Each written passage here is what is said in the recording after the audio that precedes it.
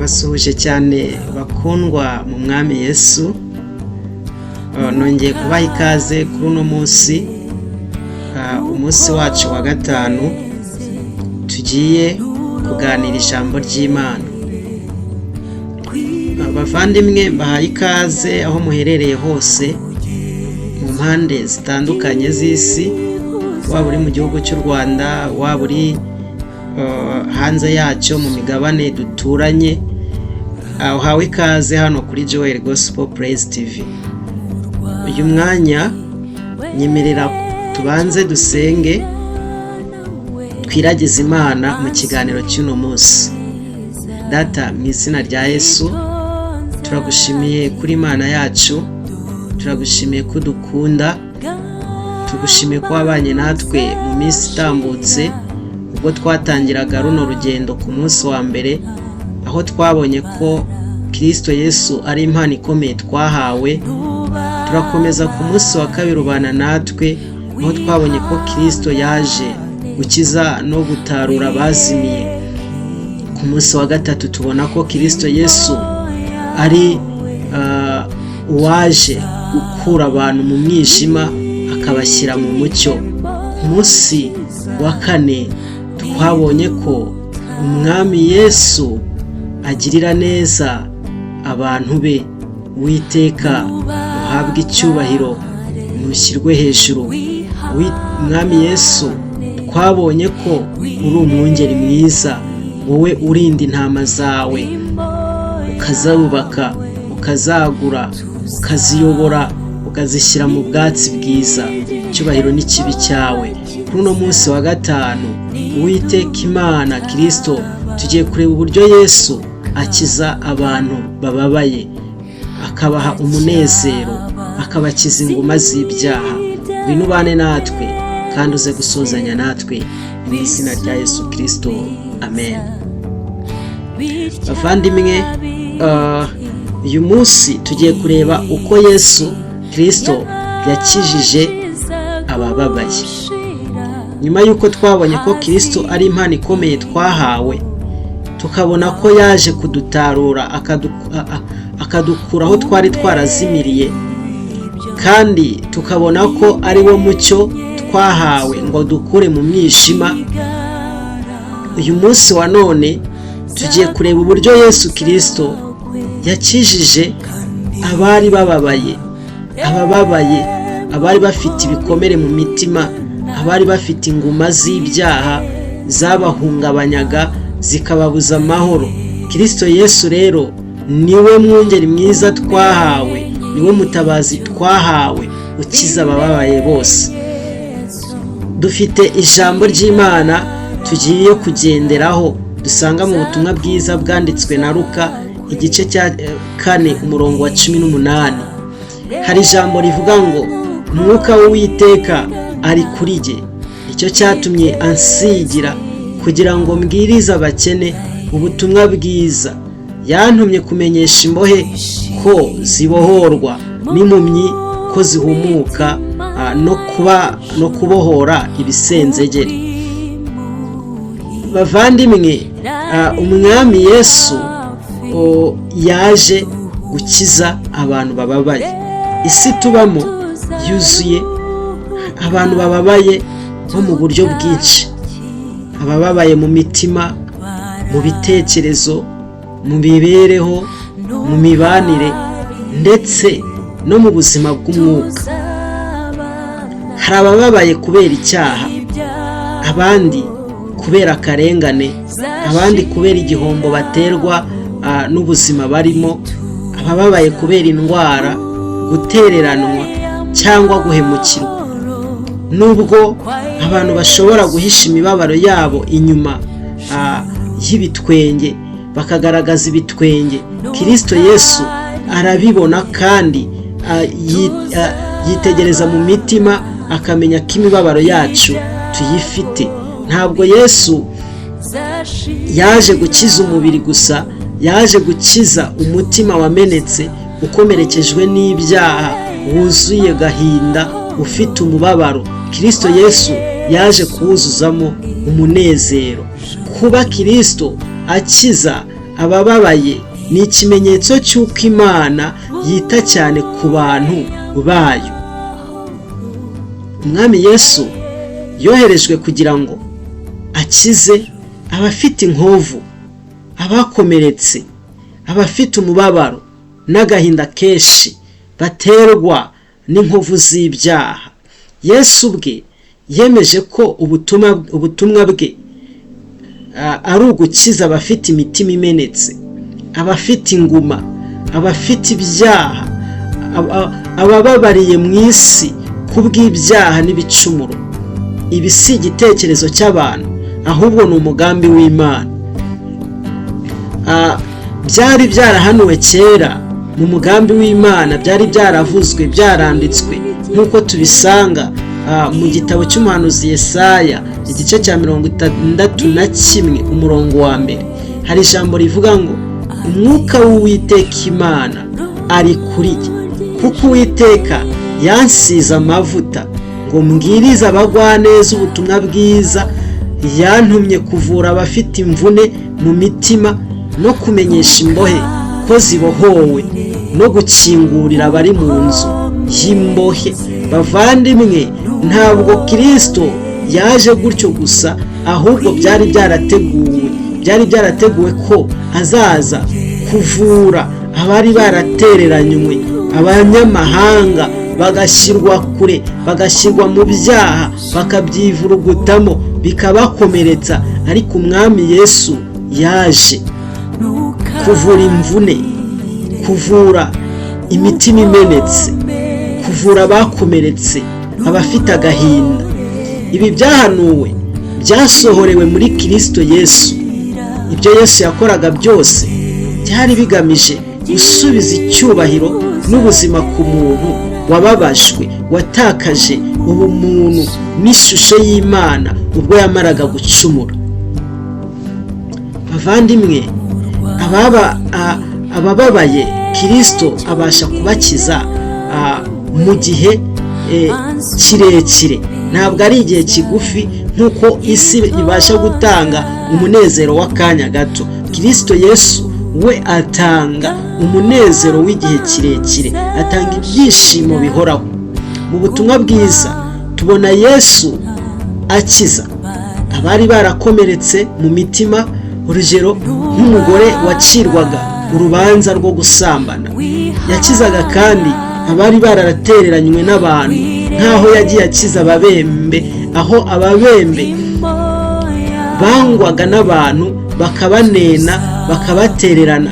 Ariko Kristo Yesu yaje gushaka aba bantu bose bari bafite imitima ikomeretse, ibabaye kubera ibyaha bikorwa n'abantu.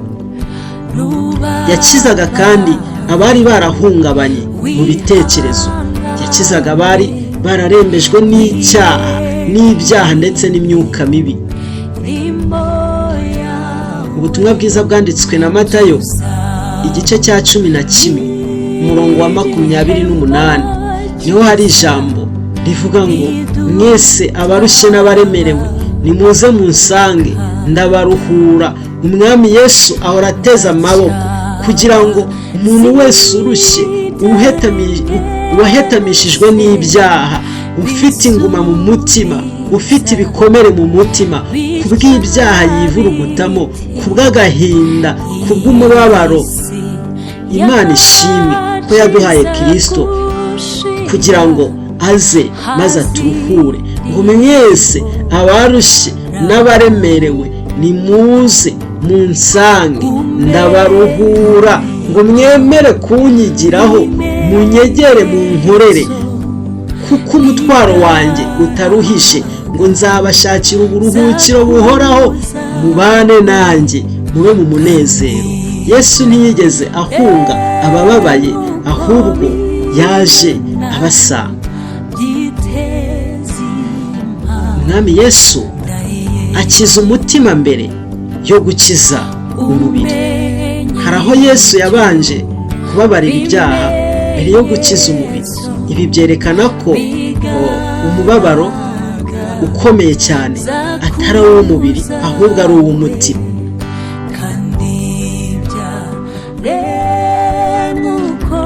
bavandimwe muri Kristo Yesu, ntabwo umubabaro w'umubiri ari wo ukomeye, ahubwo umubabaro w'umutima kubw'ibyaha, uwo ni ukomeye cyane, kandi niwo Yesu yaje aja gushaka.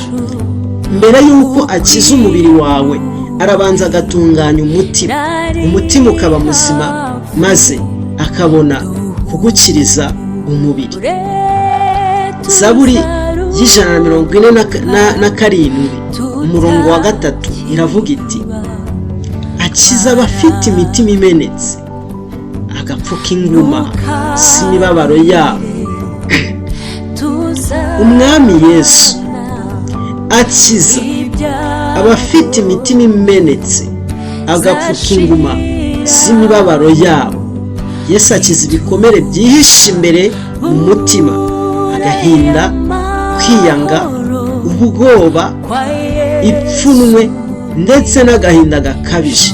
Nta wundi ushobora kubikuraho, bikagenda burundu, bikazimira, ugasigarana umutima utuje, utekanye, urimo amahoro atangwa na Kristo Yesu. Umwami Yesu yaje kudukuraho imibabaro, arangije aba ari we uyikorera. Kuvuga ngo imibabaro yacu yayishyizeho kugira ngo abashe kudukiza. Yesu ntiyarebye imibabaro y'abantu ari kure ngo ayirebere kure, ahubwo yayishyizeho. Iyo usomye igitabo cy'umuhanuzi Yesaya, igice cya 53 umurongo wa 4 n'uwa 5, niho hari ijambo ritubwira riti, ni ukuri intimba zacu nizo yishyizeho, imibabaro yacu niyo yikure, ariko twebweho twamutekereje nk'uwakubiswe n'Imana, agacumitwa nayo, agahetamishwa n'imibabaro. Nyamara ibicumuro byacu nibyo yacumitiwe, yashenjaguriwe gukiranirwa kwacu, igihano kiduhesha amahoro cyari kuri we, kandi imibyimba ye niyo adukirisha. Bavandimwe, uyu Yesu Kristo yaje kudukiza, yaje kuduha ubuzima butekanye, yaje kudukura mu byaha, yaje kudukura mu mubabaro, yaje kudukura mu rupfu rw'iteka ryose. Ibyo yabikoze yishyiraho ibihano byose byari bidutegereje, arabyikorera, adukirisha imibyimba ye, adukirisha imibabaro ye.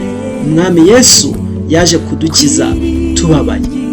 Ku musaraba Yesu yatwaye agahinda kacu, yatwaye intimba zacu, ububabare bwacu, ndetse yikorera ibyaha byacu. Kubabara kwe kwabaye isoko yo gukira kwacu. Bavandimwe, umwami Yesu akiza buri wese adatoranije, kabone naho wowe isi yakwanga, ariko umwami Yesu aragukunda.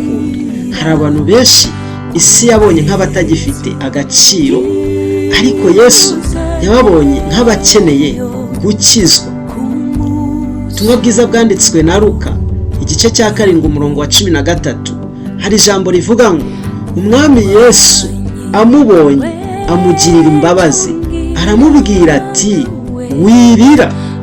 Impuhwe za Kristo nizo zituma gukira kwacu kubaho. Haleluya. Kuki abantu benshi baguma mu mibabaro yabo? Kubera iki usanga abantu benshi baguma mu mibabaro yabo, kandi Kristo Yesu yaraje kugira ngo ino mibabaro tuyikurweho?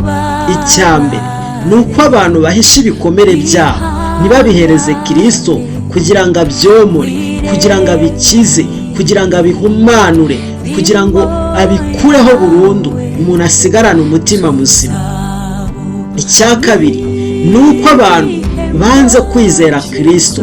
Uwizeye Kristo aramukiza, akamukuramo ibikomere by'imbere mu mutima we, ibyo abantu batabasha kubona, ibyo aterwa no gucumura, ibyo aterwa n'ibyaha yivurugutamo umunsi ku munsi. abantu bagumana imibabaro yabo kubera ko bagerageza kwiyakira bonyine, bakumva bakwiriye kubigumamo bakishyira mu mahoro. Ikindi ni uko abantu baguma kure y'Imana, bakaguma kure y'ukuri kwayo, bakayitera umugongo. Nicyo gituma abantu baguma mu mibabaro yabo. Hari indirimbo ivuga ngo ukuboko k'Uwiteka ntikwaheze ngo ananirwe gukora, n'ugutwi kwe ntikwigeze kuziba ngo ananirwe kumva, ngo ahubwo igituma ngo ukuboko k'Uwiteka kuva ku bantu bayo ngo ni ukubera ibicumuro, ngo ni ukubera ibyaha byabo bakora. Ariko Kristo aracyaguhamagara wowe ubabaye, ngo yemwe abarushye n'abaremerewe, nimuze musange ndabaruhura, munyegere ndabamara imibabaro yayo, ndabakiza inguma z'ibikomere biba mu mitima yayo kubw'ibyaha. Muvandimwe, kuri uyu munsi turi gusoza umwaka, muri iki gihe turi gusoza umwaka, ndakwinginze cyane kugira ngo Kristo Yesu akubere urumuri, akubere umujyanama, akubere umuganga muzima wo gukiza uwo mutima wawe. Igisubizo cya Kristo ku bababaye uyu munsi ni ukubakiza, ni ukubomora inguma bafite mu mitima yabo. Yesu aracyari umukiza n'uyu munsi, uko yabikoze akiri mu isi n'ubu niko akibikora. Nta mubabaro uri hejuru y'ubushobozi bwe. Abaheburayo igice cya 13 umurongo wa 8 niho hari ijambo rivuga ngo Yesu Kristo uko yari ari ejo n'uyu munsi niko ari, kandi niko azahora n'iteka ryose. Amen. Uwemeye kuza kuri Kristo akamukingurira umutima we, ahabwa gukira k'ukuri. Bavandimwe, nyemerera muri iki gihe turi gusoza umwaka, wegere Kristo ukuri kose, ureke akore ku bikomere byawe, wizere ijambo rye kuruta amarangamutima yawe. Tanga imibabaro yawe, uyimwegereze, uyimuhe. Nurangiza ugume mu bumwe bwiwe, abone kugukiza, abone kukuruhura. Vandimwe, Umwami Yesu aragukunda kandi akeneye kutangira umwaka uri mu kuri kwiwe, uri mu buntu bwiwe. Haleluya.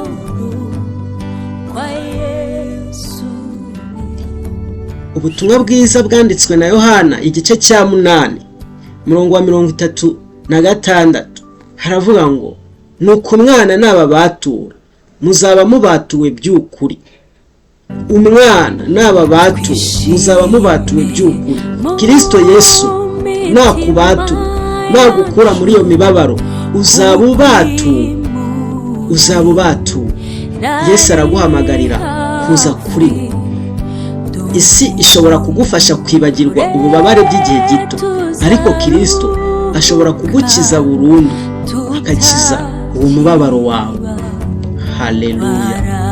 Muvandimwe, nyemerera wemere kwegera Kristo hatitawe ku mubabaro wawe, umuharire byose maze agukirize umutima. Niba ubyemeye, niba wumva umutima wawe uruhutse, nyemerera ufatanye nanjye muri iri sengesho ritoya. Kristo Yesu, Mwami w'amahoro, turakwinginze cyane, turaguhamagaje, turagusanze muri iyi minsi turi gusoza umwaka. Turakeneye kugira ngo ubane natwe. Dufasha abantu bose bafite imibabaro mu mitima, baterwa n'ibyaha, bagukeneye kugira ngo ubayobore, bagukeneye kugira ngo ubaruhure, ubiteho, ubakize, ubomore inguma, ubamare umubabaro, bahorane nawe, bazatangira umwaka bari mu buzima buzima, bafite Kristo mu mitima yabo. Icyubahiro n'ikibi cyawe ni mu izina ryawe ryera Kristo, amen. Bavandimwe, mwakoze cyane kubana natwe kuri uno munsi. Nagira ngo mbasabe mukore subscribe, share na comment kugira ngo ubutumwa bwiza bujye bubageraho buri munsi. Hanyuma tuzasubire ku munsi w'ejo dukomeza runo rugendo rwacu rwo gusoza uno mwaka turi mu buntu bwa Kristo. Mwami abaho umugisha, ndabakunda cyane.